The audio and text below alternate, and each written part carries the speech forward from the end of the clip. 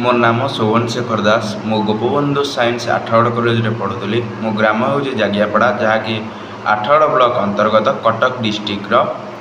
मो +2 exam 465 mark रखी। मोर यही 465 मार्क सफलता पछरे मोर पितामाता आशीर्वाद सहित एचके सार समस्त सिलेक्शन प्रश्न एवं तांकर साहाय्य रही अछि। ता सहित मोर कोचिंग टीचर मानक श्रेय देवाक चाहूँगी। तांकर परिश्रम मोर यही मार्क सफलता पछरे हाथ रही अछि। एवं मो दिन को प्राय 12 घंटा भाया परिश्रम करी। 12 ରୁ 13 घंटा मोर गोटे खाता पूरा मो डेली टाइम टेबल रेकर्डिंग करती टाइम मु पढ़ी डेली टाइम टेबल कर पढ़ी।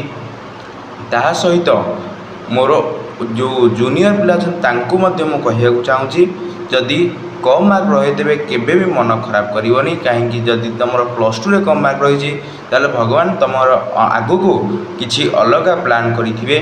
जदि +2 रे तुम मार्क रहा तुम जो पढ़ी जो परिश्रम परिश्रम तुम आगु को कौन कार्य लगे तेणु कहीं मन खराब करेंगे नहीं। ता सहित मो जीवन लक्ष्य हूँ मु एचके सार भाया +2 पिला पढ़ाई मोर इच्छा। जमीती एचके सार पिला पढ़ाती मोर गोटे टीचर भल टीचर हबार एम अच्छी। मुझे भल टीचर हाँ चेष्टा करी। एचके सार पाठ पढ़ा भली मु पिला पाठ पढ़ाइे संपूर्ण ध्यान देवी।